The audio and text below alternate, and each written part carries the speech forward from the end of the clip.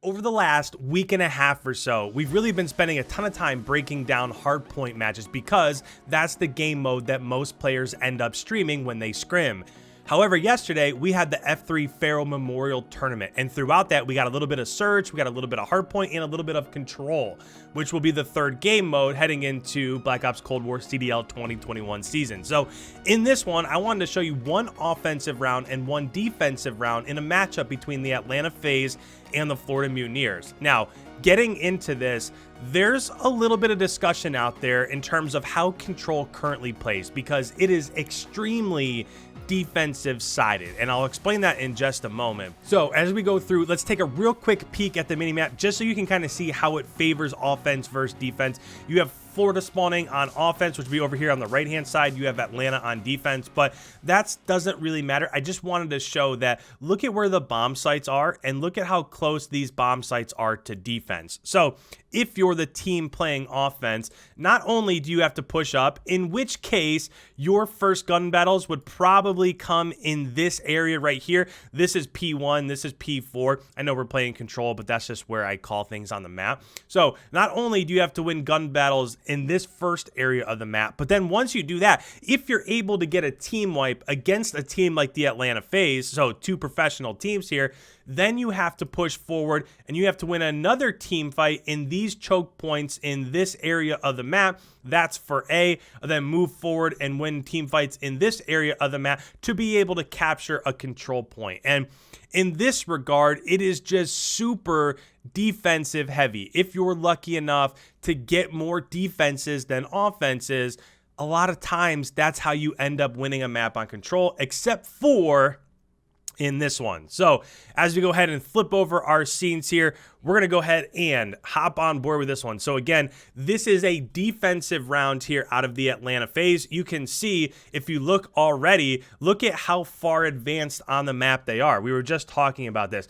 All of these blue arrows right here are the Atlanta Faze. You can see how advanced they are on the map. Now, Florida seems to be, I know this seems weird because the colors are reversed, but Florida right now is on offense.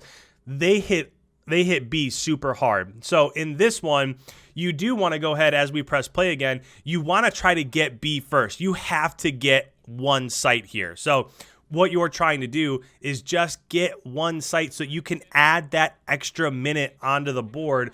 And that's what they're trying to do. But ABEZY sneaks through middle. ABEZY's able to get a three-piece. And I believe ABEZY in this regard right here ends up going on an 11 spree. And this is why it's so difficult, right? You lose that first team gun battle. All of a sudden, you're down in kills already, 22 to 20. And they're pushed up in these chokes. You can see where RC's is set up on the top hand side of the map. ABEZY is just controlling this vent room caution area of the map.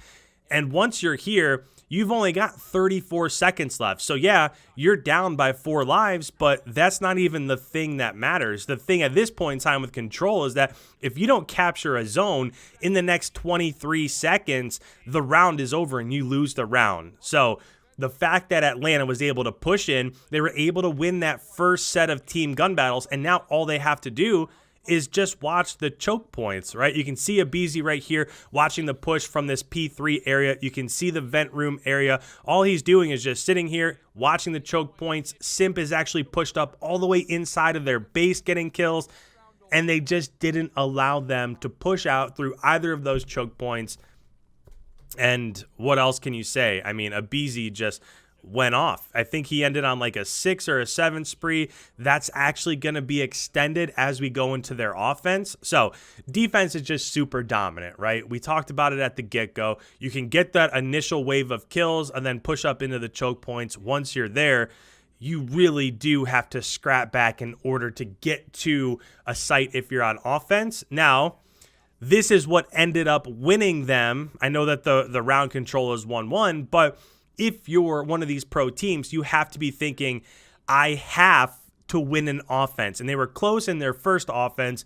This was their second offense. So Couple things that I want you to take a peek at. So right now, ABEZY just got a 2-piece, and now he's on an 11 streak. But you can see, if we take a peek at the minimap one more time, he was able to get the kills down here by B. So they just rushed over towards this caution P1 area of the map. They got these kills by B, and now what that allows them to do as we go back and press play, it allows them to at least try to capture one area of the map. If they can capture B, then it takes the kills a little bit more out of the equation, because it's going to extend this by another minute. And notice that they're not forcing things, right? Simp is pushed up. They also have Celium pushed up. We're on board with ABEZY, but Simp is just getting spawn kills in their base. So look what's happening right now. You would expect that right now somebody would be on top of B, trying to capture this B side of the map, right? As we're looking at this, there's currently nobody on B, and you figure you want to extend this, but the thing here is that A is the much harder point to capture. So what they're thinking at the moment is that if Simp is pushed all the way up getting spawn kills, and this is Celium right here, in this lights building, this corner lights building right here, if they're pushed up and they're able to get some kills and they're able to start a spawn trap, then rather than just have ABEZY sitting on this B section, he goes top bridge to help Arcides. And if they're able to get A, this is an automatic win, because B is super easy. There's just 1 or 2 choke points. B is much easier on this map. So since they have map control, the other thing that they're trying to do is that if we look at this, we have 26 lives to 19 lives. So again, if they were to capture right now, then you'd have to go towards A, and then maybe those lives would start getting closer together, right? If they get team wiped, now all of a sudden take 4 off the board, now it's 22 to 19. So things would get a little bit closer.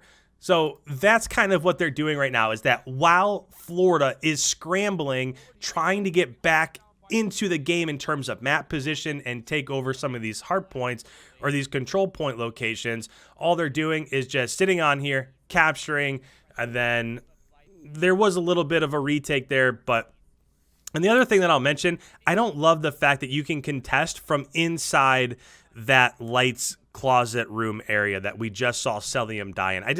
I feel like it's a little bit too safe. See right there, the barrier on the bottom. I don't love the fact that you can get in and just lay behind the box like you just saw Havoc do, and you can either take some time away from that control point, or you can just lay there and contest while your teammates look over top of you. So I don't love the fact that that's able to happen. I get why it is that way, because if it was pushed out, then you don't have a defensive position like the other team does. So on offense, if you're approaching B right here, so I'm not sure if you noticed, but B was just secured, but where Celium was just at, he was hiding behind that little box, and he had a little bit of a head glitch. So if you made that B point to where you had to push out through that door, now all of a sudden you don't have a defensive place to sit. If you're on defense, you don't have a head glitch or anything. So I get why it's there. But while we were explaining that, let me go back one time, because this was super aggressive. I was actually watching Simp's point of view when this happened live, and you can see right now, if you look at the map 1 and 2, you have Arcides and Simp over here up top green, this top treehouse area, and inside the hill is slacked. So what you're gonna see is Simp and Arcides actually told each other, let's just bull rush this thing. Let's just bully our way onto A. And we didn't quite get it there, but you can see that 1 and 2 pushed over. The point of view was on ABEZY at that point in time, so this point of view didn't actually show it. But Simp just bullied through. He slid off of that rail. They were able to get the kill on Slacked, who was sitting there, and now they've overtaken this site.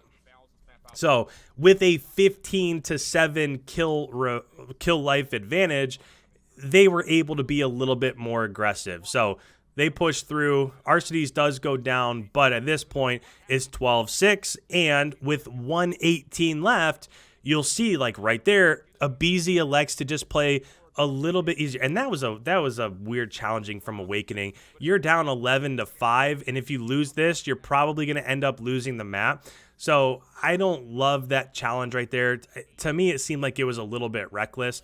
But at this point, you saw the biggest thing that I wanted to point out is that you saw ABEZY back off. And when he backed off, because if he tries to push onto that site right there, he probably doesn't end up getting through. But at this point, ABEZY was able to respawn, and now he's pushed up, and now he's just being annoying, right? He gets a 2-piece. Now the lives are 9-2, and Atlanta, with that kill, takes control of the site. There's no respawns remaining, so it's basically search and destroy at this point. You're just trying to capture the point. Everybody from Atlanta is watching the 2 choke points. There is somebody, Awakening is trying to hit the back, but RCDs is able to lock down. Let's show that real quick.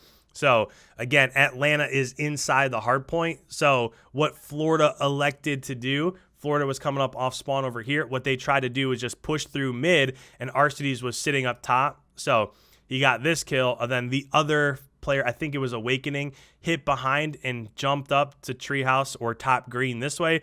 RCDs was able to take out both of these players, and then once these 2 were down, you know that everybody from Florida has to hit the front 2 choke points, and you have ABEZY pushed up in this location right here, and it's just impossible to get back on time. So as we watch this, the last couple ticks come through. That ends up giving Atlanta a 2-1 round advantage.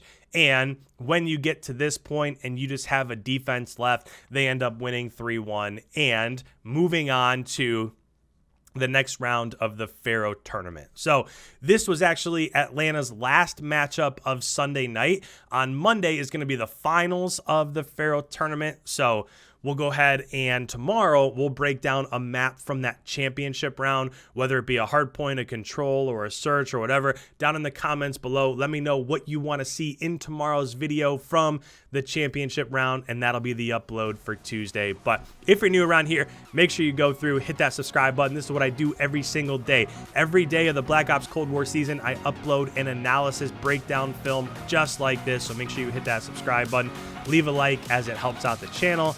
And thank you guys so much. We will see you in tomorrow's upload.